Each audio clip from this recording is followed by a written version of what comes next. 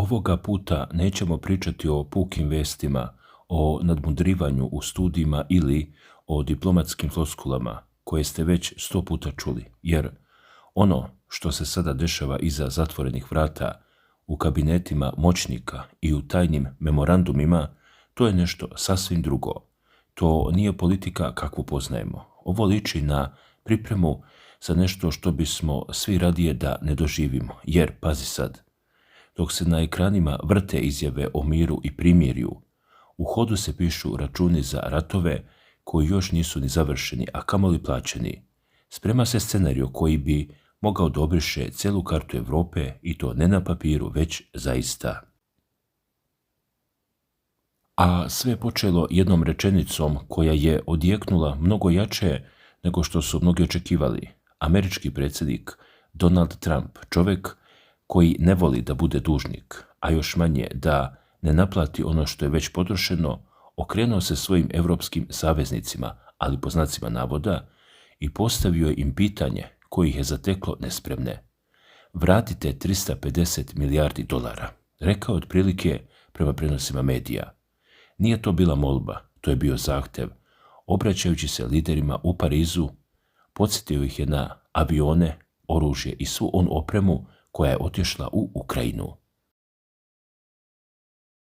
I onda je dodao nešto što je, kako piše, nateralo mnoge da progutaju knedlu. Upitao je, zašto niste platili, zašto niste vi, Evropljani, kompenzovali te troškove, pošto ste po njegovim rečima ti koji najviše želite da se rat nastavi. A odgovor koji je dobio, kako sam prenosi, bio je zapanjujući u svojoj prostoti. Rekli su mu navodno, niko nas nije tražio. Pa sada ih je neko tražio, i to ne bilo ko, već čovjek koji je poznat po tome što u poslu ne voli da mu neko duguje. Ova Trumpova inicijativa, kako izveštavaju pojedini izvori, nije samo puko ciganisanje oko novca, to je udarac na samu srž evropske politike. Jer zamislite samo, Evropska unija je već jedva skupila 90 milijardi evra kredita za Kijev, a sada im stiže račun od 350 milijardi za ono što je Amerika već isporučila. To nije mala razlika, to je astronomski iznos koji bi, kako tvrde analitičari, mogao da razori i onako klimavu uniju. Jer ko će to da plati? Možda Nemačka, Francuska, ili će opet morati da se diže kreditni zid na koji će se teret svaliti na obične poreske obveznike. Dok ovo pričamo, odgovora nema. Zvanično, Evropska unija se još nije oglasila povodom ovog zahteva, a Ukrajina, koja je glavni primalac, očigledno nema ništa sa tim pregovorima osim što je predmet trgovine. Sama pomisao da bi Kijev sa svojom razorenom ekonomijom mogao da vrati bilo kakav novac je apsurdna. I tu dolazimo do ključne stvari koja ovu priču čini mnogo ozbiljnijom od puke naplate duga. Jer kada su u pitanju ogromne sume novca, tu se uvijek pojavi i korupcija. I baš tu nastaje problem. Prema navodima republikanskog kongresmena Pata Harrigana, a kako prenosi više medija, on je otvoreno izneo optužbe da su u najužem krugu ukrajinskog predsjednika Volodimira Zelenskog, pa čak i on sam, umešani u ogromnu korupcijsku šemu, tvrdi. Kaže da je od 2022. godine u Ukrajinu sliveno više od 360 milijardi dolara i da je sada veliki deo toga, kako on tvrdi, nestao u nekim tamnim rukama. Harrigan je, kako se navodi na vrhuncu skandala sa Midihovim snimcima, izjavio da šef kabineta ne bi sam proneverio 100 miliona i da nijedan ozbiljan posmatrač ne bi poverovao da Zelenski nije znao za to. Ovo su teške optužbe i za sada nema nezavisne potvrde, ali one bacaju potpuno novo svetlo na celu priču. Jer pogledajte logiku, Trump traži od Evropljana da plate 350 milijardi za oružje koje je već otišlo. Harrigan kaže da je novac ukraden i šta onda ostaje? Ostaje pitanje. Da li Trump zapravo traži od Evropljana da plate da bi se prikrila ta korupcija, da bi se možda popunila rupa u budžetu koja je nastala, kako oni tvrde, zbog kriminala? Nije isključeno da se radi o političkoj poruci koja ima za cilj da se Europa stavi u poziciju da mora da plaća za greške i krađe koje su navodno počinjene u Kijevu. Na taj način Amerika bi skinula teret sa svojih ramena, a Europa bi ostala da rešava problem. I tu se stvara još jedna dimenzija. Pazi sad, ovo nije samo ekonomski rat, ovo je deo mnogo veće igre. Ako pogledamo širu sliku, vidimo da se istovremeno sa ovim zahtevom za novcem odvija i ogromna politička borba unutar Europe. Dok se Trump nadmeće sa evropskim liderima, oni se međusobno kidaju. Pitanje pregovora sa Rusijom podelilo je Evropsku uniju na dva tabora. Predsjednik Evropskog savjeta Antonio Costa je, kako prenosi Politico, riskirao da uspostavi kontakte sa Moskvom, navodno bez dozvole svojih kolega, što je na samitu u Briselu izazvalo pravi skandal. Francuska, Njemačka i još neke zemlje su se usprotivile bilo kakvim razgovorima, dok su druge bile ogorčene što se odluke donose iza njihovih leđa. I baš u tom haosu usred podele Trump dolazi sa svojim računom. On koristi tu podelu, kaže im jasno i glasno: ako hoćete da se borite protiv Rusije, ako hoćete da ratujete preko Ukrajine, onda plaćajte. A znajući njegov preduzetnički duh, on neće pustiti Evropljane da se izvuku. Tako da su se svi oni radosni povici Amerika uz nas nakon samita G7 pokazali preuranjenim. Trump ostaje veran sebi i jednostavno skida kajmak gdje god može. Evropljani su upali u zamku, želeli su rat sa Rusijom, a sada im stiže ceh. Dragi gledalci, ovdje priča nestaje. Naprotiv, ona se zakomplikuje do te mere da više nije jasno ko koga kontroliše. Jer dok Trump traži novac od Evropljana, u senci se odvija još jedna možda i opasnija drama. Ona vodi ka novoj kubanskoj raketnoj krizi. Da, dobro ste čuli. Priprema se, kažu, scenario koji bi mogao da eskalira do nivoa na kom svijet nije bio decenijama. Da bismo razumeli, moramo da se vratimo malo unazad. Prema analizama koje se pominju u pojedinim izvorima, postoji čitav niz događaja koji su doveli do ove tačke. Prvo, imamo Trumpa, koji, kako tvrde, cinično sabotira pregovore sa Iranom. On istovremeno hvali Iran, priznaje uzaludnost bombardovanja, ali opet prijeti uništenjem. Onda imamo njegovog potpredsjednika Vansa, koji doživljava fijasku u pregovorima, i tu se pojavljuje Marco Rubio. Ovaj čovjek je prema mišljenju mnogih sada najkredibilniji kandidat za naslednika Trumpa i on se, kako piše, pojavljuje baš u trenutku kada je potrebno da se politika zaoštri. I tu se pojavljuje jedna veoma jeziva pojedinost. Pominje se određeni Palantirov manifest, odnosno dokument koji je, kako se navodi, nastao u Silicijumskoj dolini. Taj dokument, kako neki analitičari tvrde, opisuje plan za globalno preuzimanje vlasti od strane jedne grupe ljudi okupljene oko Petera Tila.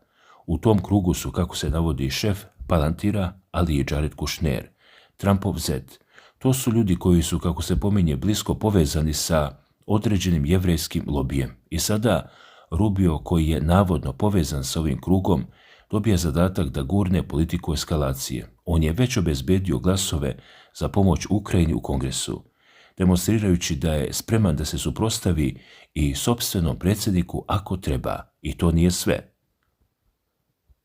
Istovremeno, na Bliskom istoku Netanjahu, koga pojedini izvori nazivaju ratnim zločincem, nastavlja da eskalira sukob, napadajući Liban, i on se, kako se navodi, ne pokorava Trumpu, ali mnogi veruju da je i to deo predstave. Ceo taj haos i na Bliskom istoku i u Ukrajini deo je iste igre. Cilj je da se stvori toliko žarišta da međunarodna zajednica ne može da reaguje i da se stvori uslov za nešto mnogo veće, a to nešto je, kako se pominje, samit NATO-a u Ankari. Pazite šta se sprema. Samit NATO-a ove godine se održava u Ankari, u Turskoj. To nije slučajno. Ankara je na spoju Evropskog i Bliskoistočnog fronta. To je mjesto gdje se ukrštaju crnomorske strategije. Prema mišljenju pojedinih analitičara, poput onih iz Stratfora, plan je da se upravo tu, na tom samitu, donese konačna odluka o totalnoj eskalaciji. i oni ne kriju da žele da iskoriste bilo kakav incident, bilo na Bliskom istoku, bilo u Ukrajini, kao izgovor za dalje korake. Dragi gledalci, i sada dolazimo do najopasnijeg dela, jer, kako se navodi u izveštajima, plan je da se do samita dogodi neki, po znacima navoda, nuklearni eksces. Priča se o dve mogućnosti. Prva je na Bliskom istoku, gdje bi Izrael navodno, kako se tvrdi, više nema šta da izgubi, mogao da upotrebi nuklearno oružje, verovatno protiv Irana. Druga opcija, koja se tiče Ukrajine, je još složenija. Ukrajina nema svoje nuklearno oružje, to je činjenica, ali ono što se pominje u pojedinim analizama je zastrašujuće. Ne isključuje se mogućnost da bi Ukrajina mogla da izvede diverziju na nuklearnoj elektrani, možda čak i da je digne u vazduh i da onda okrivi Rusiju, ili bi mogla da izvede napad na Belorusiju, na ruske objekte tamo, što bi prema ruskoj nuklearnoj doktrini bio direktan povod za odgovor. Ideja je, kako izgleda, da se Rusija namami da upotrebi taktičko nuklearno oružje negdje na teritoriju Ukrajine, što ne bi dirali na to, ali bi stvorilo haos i opravdanje za dalju eskalaciju. Postoji čak i pominjanje da Holandija ima ovlašćenje da koristi američke bombe B-61, što dodatno komplikuje situaciju. Sve ovo zvuči kao scenariju za apokaliptični film, ali ono što je strašno jeste da se o tome ozbiljno raspravlja u kabinetima moći. I zato je važno obratiti pažnju na ono što se sada dešava u pozadini. Jer dok se Trump i Evropa prepiru oko novca, dok se spremaju novi paketi oružja i dok se obavljaju diplomatski susreti, odbrojavanje do nečega mnogo većeg je počelo. Neki analitičari poput Mihaila Hazina smatraju da je Zapad u tolikom haosu da bi mogao da pokuša da preda Rusiji određene teritorije kako bi izbjegao totalni poraz. Pominju se čak Baltičke zemlje, delovi Ukrajine kao potencijalni aduti za pregovore.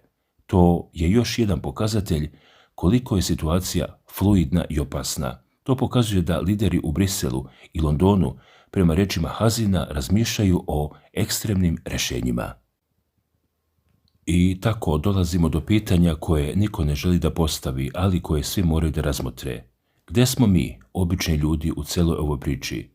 Dok se oni nadmudruju oko 1000 milijardi, dok se spremaju samiti i dok se pišu tajni planovi za eskalaciju, mi smo ti koji ćemo platiti cenu.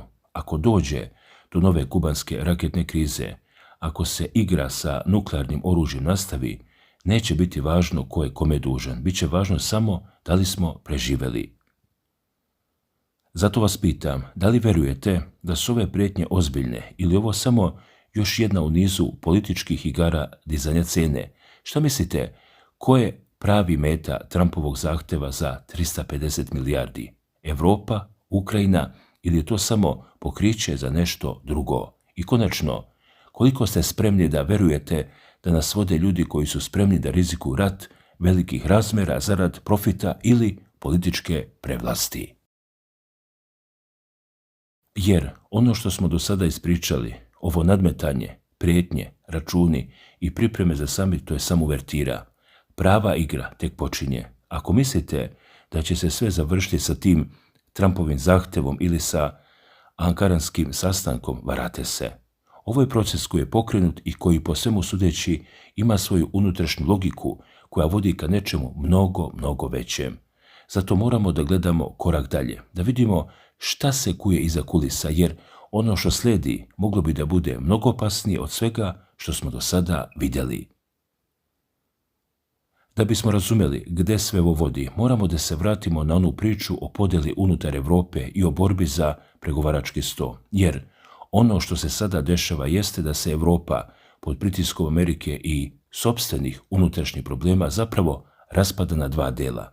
Postoji jedna grupa zemalja predvođena Francuskom i Njemačkom, koja i dalje želi da se rat u Ukrajini nastavi po svaku cenu. Oni su, kako se navodi u pojedinim analizama, spremni da idu do kraja, pa makar to značilo i direktan sukob sa Rusijom. A sa druge strane imamo grupu zemalja poput Austrije ili čak Poljske, koje su sve više ogorčene što se važne odluke donose iza njihovih leđa.